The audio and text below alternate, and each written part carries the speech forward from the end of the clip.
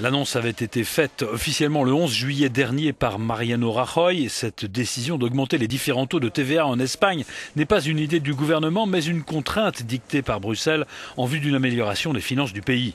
Le taux maximum de TVA en Espagne sera de 21% dès samedi. La hausse de taux la plus fréquente sera de 18 à 21%.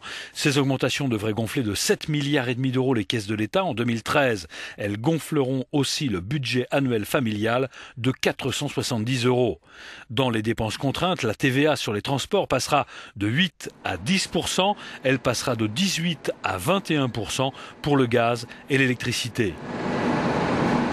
Les autres secteurs touchés par cette hausse de la taxe sur la valeur ajoutée sont la restauration et l'hôtellerie avec un nouveau taux à 10% contre 8% auparavant, ce qui représente tout de même une augmentation de 25%. Difficile pour les petites entités de ne pas la répercuter.